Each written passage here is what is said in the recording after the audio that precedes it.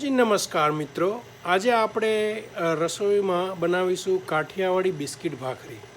Kathiawadi biscuit ભાખરી બનાવવા માટે આપણે જરૂરી હશે ઘઉંનો લોટ, થોડું ઘી, થોડું મીઠું અને પાણી અને થોડું તેલ પણ આપણે વાપરીશું. તો સૌપ્રથમ આપણે આપણા ઘરમાં ઘણા બધા લોટ હોય તો આપણે નક્કી કરીશું પહેલાં કે કયો ઘઉંનો લોટ છે. કારણ કે મેં 4-5 લોટ જોયા પણ સારું આઈડિયા જ નહોતું આવતું કયો ઘઉંનો લોટ છે. પછી મેં જોઈને એવું આશરે નક્કી કર્યું કે આ ઘઉંનો લોટ હશે એવું લઈને લીધું છે. તો આપણે એ ઘઉંનો લોટમાં થોડું ઘી, થોડું તેલ અને થોડું મીઠું નાખી અને આપણે આપણા મિક્સચરમાં એમને મિક્સ કરવા મૂકીશું. અને મિક્સરની સુવિધા ના હોય તો આપણે હાથથી આમામ કરીશું. પણ તમે જુઓ, આની અંદર તમને બતાવું છું, આપણા મશીનની અંદર એ ઘઉંનો લોટ, મીઠું, ઘી અને થોડું તેલ નાખી દીધું છે અને હલાવવા મૂકી દીધું છે. હવે આપણે આમાં થોડું પાણી નાખીશું અને પાણી આપણે એકદમ સપ્રમાણ જોઈએ એટલી માત્રામાં જ લઈશું. કારણ કે જો વધારે પાણી નાખી દઈશું તો ભાખરી ઢીલી થઈ જાય અને ઓછું નાખીએ તો ભાખરી બને જ નહીં. તો આપણે કરવું શું હોય? તો એના માટે આપણે એવું નક્કી કર્યું છે કે આપણે થોડું પાણી એડ કરતા જઈશું. અને ઘઉંની જે ઘનિષ્ઠતા કહેવાય કે ઘઉં કેટલો કડક બન્યો છે, ઘઉંનો લોટ કેટલો કડક બન્યો છે એની પરથી આપણે થોડું પાણી નાખીશું. હવે તમે એક બાજુ જોશો કે હું મારા હાથમાં ગ્લાસ છે અને હું થોડું પાણી નાખું છું અંદર. પાણી તમને નહીં દેખાશે કારણ કે પાણીનો જે પ્યાલો જે છે એ અંદર થોડો ડીપમાં છે, પણ મેં પાણી નાખ્યું છે અને થોડું હલાવવા મૂકી દીધું છે. હવે આને થોડું આપણે હલાવવા મૂકીએ અને 5 મિનિટનો વિરામ લઈશું. પછી આપણે પાછા 5 મિનિટના બ્રેક પછી પાછા મળીશું અને આપણા માટે તૈયાર હશે કાઠિયાવાડી બિસ્કિટ ભાખરી. ભાઈ મિત્રો, આપનું સ્વાગત છે કાઠિયાવાડી ભાખરી બિસ્કિટ ભાખરી પાર્ટ 2. પહેલા પાર્ટમાં આપણે એનો લોટ જે છે મિક્સ કરવા મૂક્યો. બીજા પાર્ટની અંદર તમે જોશો કે આવી રીતના જે લોટ બન્યો છે તો એ લોટને ફરી આપણે થોડું મેન્યુઅલ ટચ આપી અને એને આપણે બરાબર આવી રીતના દબાવી અને એની અંદર આપણે વ્યવસ્થિત રીતે એને મિક્સ કરીશું. મશીનમાં બરાબર મિક્સ તો થઈ જ ગયું છે, પણ આપણે આ લોટની કન્સિસ્ટન્સી છે એની પર આપણે ખાસ ધ્યાન આપવાનું છે. કારણ કે આની અંદર તમે જ્યારે ઘઉં અને બધું નાખો ત્યારે એની વિસ્કોસિટી અને એની ગ્રેવિટી પર બહુ ખાસ ધ્યાન આપવું પડે, નહીંતર તમારી ભાખરીની ક્વોલિટીમાં થોડું 5-10% ઉપર થઈ જશે. પરંતુ આપણે બરાબર માપસર નાખ્યું છે અને એકદમ સરસ લોટ બન્યો છે. હવે આ લોટને આપણે થોડે बटके करके उसको भाखरी वड़ने का है. उसको गुजराती में जो थोड़े छोटे बटके करते हैं उसको हम गोयणा बोलते हैं. तो ऐसे छोटे गोयणे भाखरी की साइज़ प्रमाण के करके वेलन और पाटली पे ऐसे गुण करके गोल बनाने का. तो अपना जो नेक्स्ट स्टेप है वो ढूंढना है पाटली और वेलन किधर है. वेलन तो मिल गया है, अभी मैं पाटली ढूंढ के वापस आता हूँ. तो મિત્રો, ક્યાંય જશો નહીં, આપણે 5 મિનિટના બ્રેક પછી પાછા મળીશું. તો મિત્રો, આપનું પાછું સ્વાગત છે ભાખરી, જેને આપણે કાઠિયાવાડી બિસ્કિટ ભાખરી કહીશું. એમાં આવી રીતના તમારે સાઇઝ પ્રમાણે નાના ગોળણા લેકે ऐसे दबा के ऐसे गोल करके ऐसे फटक करके दबाने का. ये गोयणे की साइज़ है, ठीक है.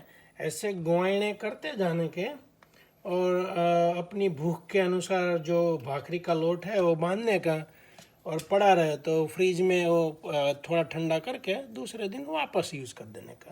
तो ऐसे गोयणे में देखो, वापस बताता हूँ, ऐसे गोल करके ऐसे फटक करके दबा देने का बीच में.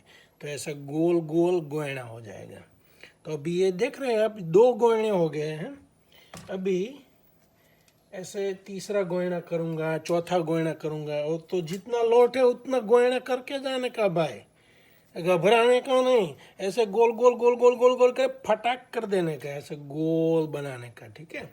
तो अभी बाद में चलो एक ट्राई मारते हैं. ये थोड़ा मोटा हो गया लेकिन चलेगा.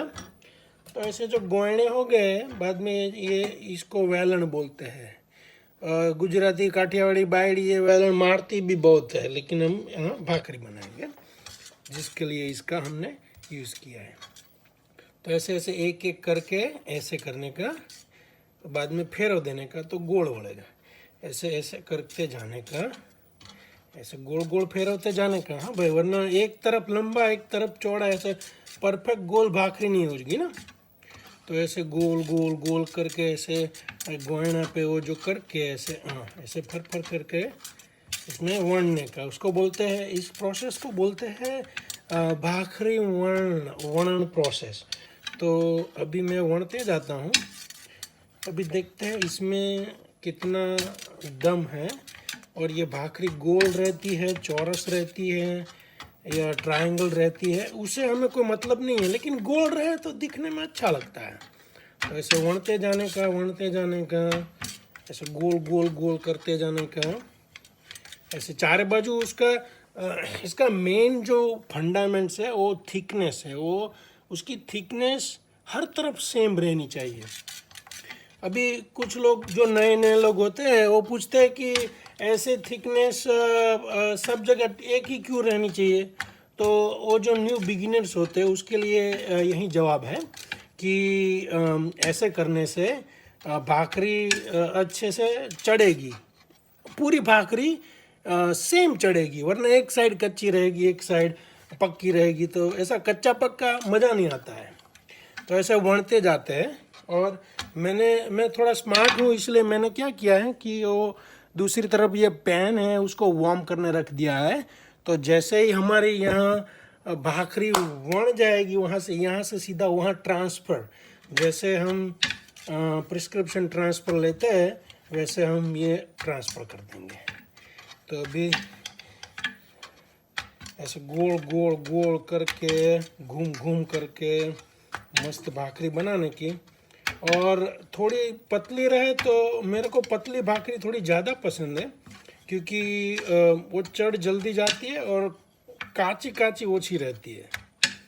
लेकिन कई बार क्या होता है, बायड़ी उतावड़ में जाड़ी भाखरी खिला देती है, तो बोलने का नहीं, खा लेने का। लेकिन ये तो हम खुद के लिए बना रहे हैं ना। तो ऐसे गोल गोल गोल करके अभी मैं आपको अपनी भाखरी दिखाऊंगा।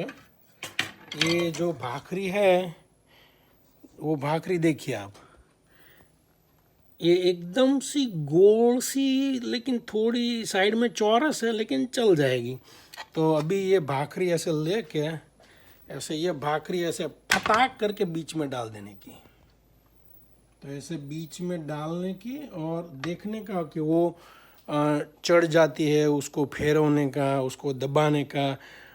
उसमें क्या है कि एक प्रोसेस में ऐसा है, मैं आपको दिखाता हूँ कि ये जो भाखरी है ना, उसमें ऐसे ये वेलन का जो एक कॉर्नर है ऐसे यूज़ करके ऐसे ऐसे ऐसे दबाने का। कई बार लोग चप्पू भी यूज़ करते हैं, चप्पू से भी ऐसे आप ऐसे वैसे कर सकते हैं, या तवे था या कुछ भी हाथ में आ जाए उसे ऐसे ऐसे वेलन से ऐसे थोड़े काणे पड़ देने के। मतलब ट्रांसपेरेंट काणे नहीं पाड़ने के भाई, थोड़े थोड़े ऐसे ढोच देने के, उसमें बाद में ऐसे रखने के यहाँ पे। अभी देखते हैं भाखरी। अभी हमने जो भाखरी है वो चढ़ने रखी है यहाँ पे, आप देख सकते हैं भाखरी पर मैंने वेलन से ऐसे ठोचे ठोचे मार के ऐसे कर दिया है। उससे भाखरी का चढ़ने का प्रोसेस थोड़ा इजी हो जाता है और अच्छी बनती है। तो ऐसे जो भाखरी बन रही है उस पर ध्यान रखने का, और थोड़ी थोड़ी देर ऐसे ऐसे भाखरी पकड़ के ऐसे फेरवते रहने का। तो फेरवते रहने से फ़ायदा क्या होता है कि एक साइड जल ना जाए, वरना एक साइड जली और एक साइड अच्छी, ऐसी मज़ा नहीं आती है ना। तो अच्छे से बनाने का भाखरी। तो अभी मैं थोड़ा भाखरी पे कॉन्सेंट्रेट करता हूँ, बाद में जो फिनिश प्रोडक्ट आती है उसमें में हम वापस मिलेंगे, क्योंकि अभी 4, 5, 10 और ज़्यादा गोहने बनाए हैं, 2-3 दिन की भाखरी एक साथ बना देने की। तो ऐसे गोहने बना के मैं अपनी जो फिनिश प्रोडक्ट है उसके साथ मैं आपके पास वापस आ जाऊँगा। તો મિત્રો ક્યાંય જશો નહીં, આપણે આ બ્રેક પછી પાછા મળીશું અને ભાખરીનો ટેસ્ટ છે, એનો સ્વાદ છે, આનંદ માણીશું. ચાલો. તો મિત્રો આપનો આજનો પ્રોજેક્ટ પૂરો થાય છે અને આપણે કાઠિયાવાડી બિસ્કિટ ભાખરી સક્સેસફુલી બનાવી છે. જેમનું હું તમને નિદર્શન કરું છું.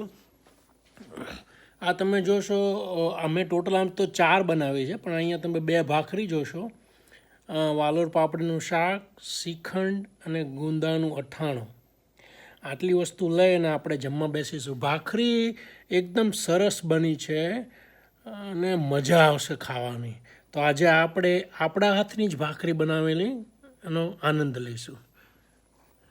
જો તમને અમારી રેસીપી પસંદ આવી હોય તો નીચે લાઈક કરજો અને સબસ્ક્રાઈબ કરજો. ફરી મળીશું મિત્રો નવી રેસીપી સાથે, નવા સ્વાદ સાથે.